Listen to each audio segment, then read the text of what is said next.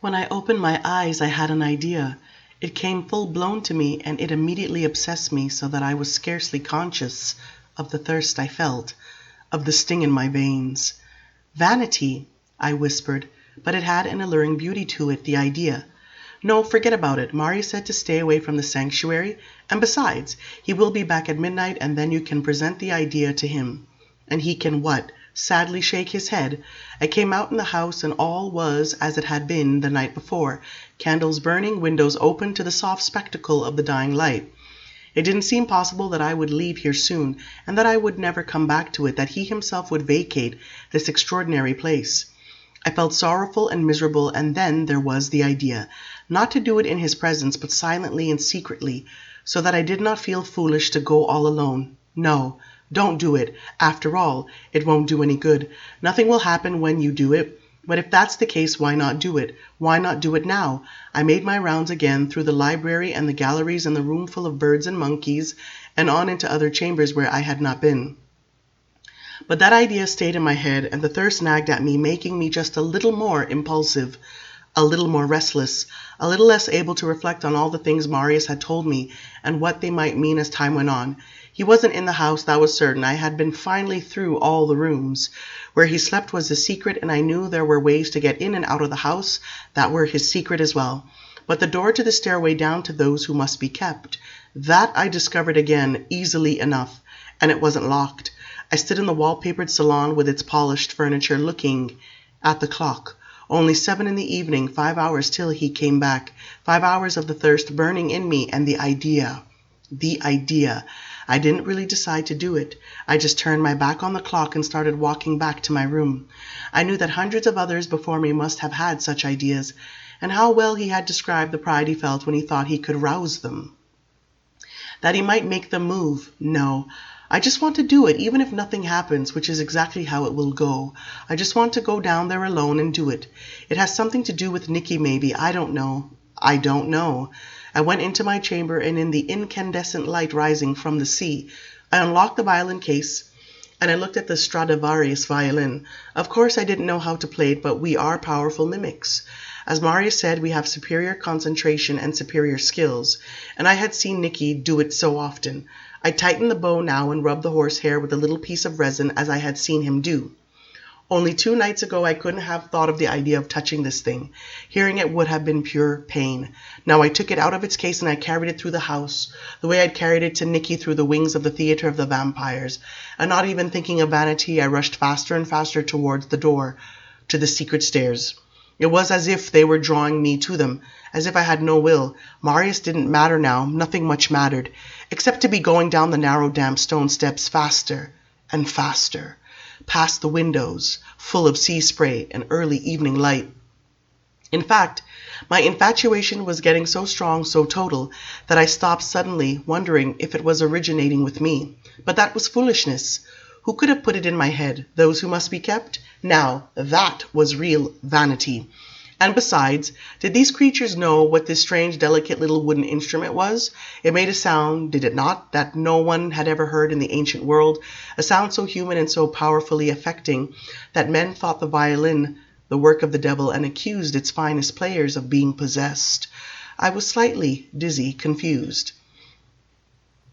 How had I gotten so far down the steps, and didn't I remember that the door was bolted from inside? Give me another 500 years and I might be able to open that bolt, but not just now. Yet I went on down, these thoughts breaking up and disintegrating as fast as they'd come. I was on fire again, and the thirst was making it worse, though the thirst had nothing to do with it.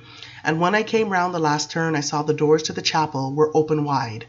The light of the lamps poured out into the stairwell, and the scent of the flowers and incense was suddenly overwhelming and made a knot in my throat. I drew nearer, holding the violin with both hands to my chest, though why I didn't know, and I saw that the tabernacle doors were open, and there they sat. Someone had brought them more flowers, someone had laid out the incense and cakes on golden plates, and I stopped just inside the chapel, and I looked at their faces, and they seemed as before to look directly at me. White, so white, I could not imagine them bronzed, and as hard, it seemed, as the jewels they wore, snake bracelet around her upper arm, layered necklace on her breast, tiny slip of flesh from his chest, covering the top of the clean linen shirt he wore. Her face was narrower than his face, her nose just a little longer. His eyes were slightly longer, the folds of flesh defining them a little thicker. Their long black hair was very much the same. I was breathing uneasily. I felt suddenly weak and let the scent of the flowers and the incense fill my lungs. The light of the lamps danced in 1,000 tiny specks of gold in the murals. I looked down at the violin and tried to remember my idea. And I ran my fingers along the wood and wondered what this thing looked like to them. In a hushed voice, I explained what it was, that I wanted them to hear it, that I didn't really know how to play it, but that I was going to try. I wasn't speaking loud enough to hear myself, but surely they could hear it if they chose to listen. And I lifted the violin to my shoulder, braced it under my chin, and lifted the bow. I closed my eyes and I remembered music, Nicky's music, the way that his body had moved with it, and his fingers came down with the pressure of hammers, and he let the message travel to his fingers from his soul. I plunged into it, the music suddenly wailing upwards and rippling down again as my fingers danced. It was a song, all right. I could make a song. The tones were pure and rich as they echoed off the close walls with a resounding volume, creating the wailing, beseeching voice that only the violin can make. I went madly on with it, rocking back and forth, forgetting Nicky, forgetting everything, but the feel of my fingers stabbing at the soundboard and the realization that I was making this.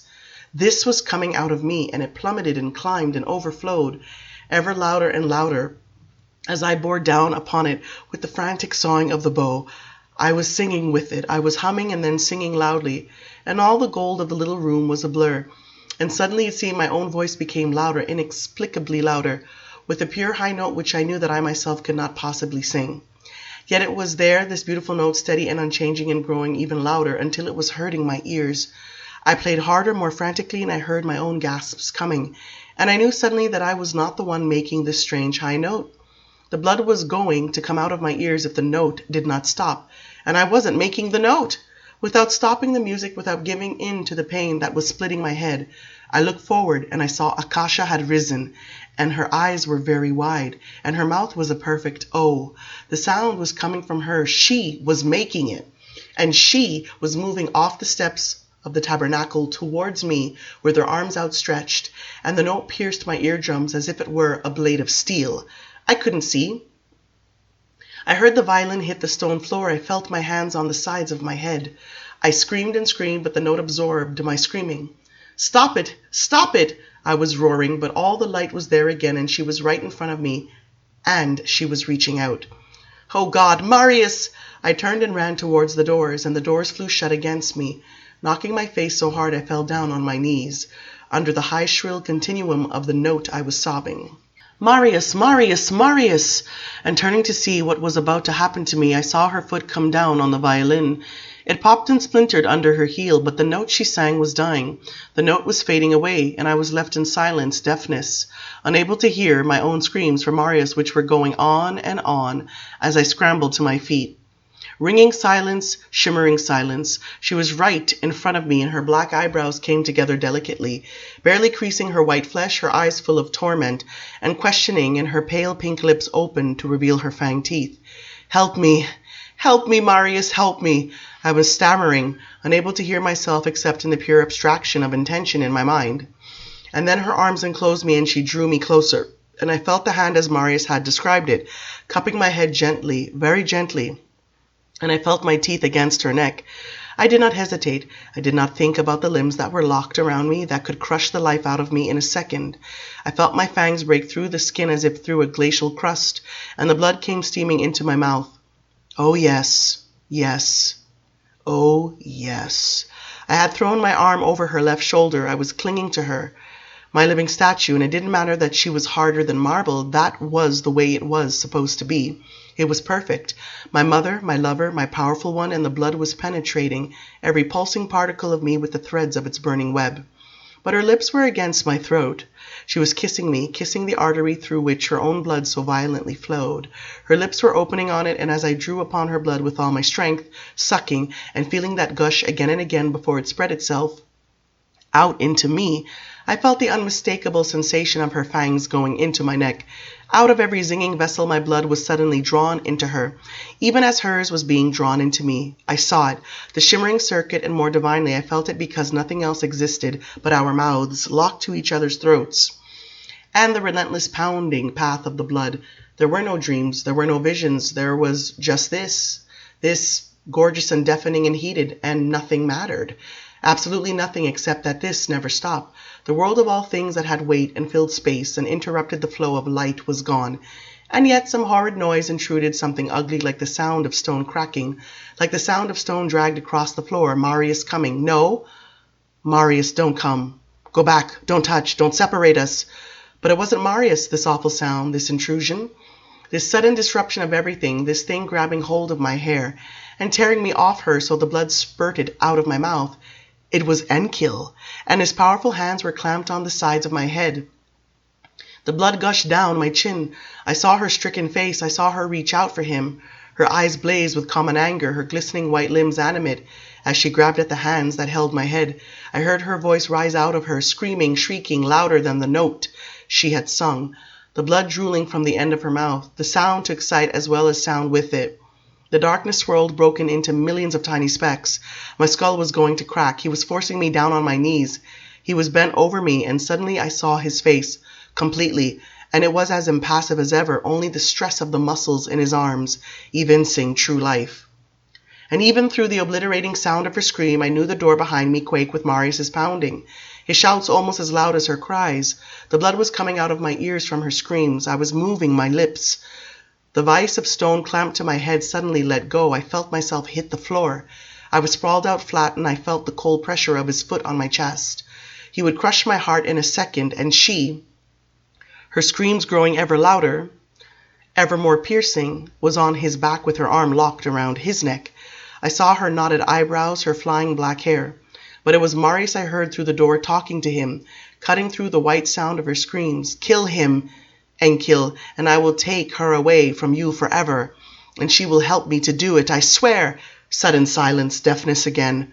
The warmth of blood trickling down the sides of my neck. She stepped aside, and she looked straight forward, and the doors flew open, smacking the side of the narrow stone passage. And Marius was suddenly standing above me with his hands on Enkil's shoulders, and Enkil seemed unable to move. The foot slid down, bruising my stomach, and then it was gone. And Marius was speaking words I could hear only as thoughts. Get out, Lestat! Run! I struggled to sit up, and I saw him driving them both slowly back towards the tabernacle, and I saw them both staring not forward but at him, Akasha clutching Enkil's arm, and I saw their faces blank again, but for the first time the blankness seemed listless, and not the mask of curiosity, but the mask of death. Lestat, run! He said again, without turning, and I obeyed.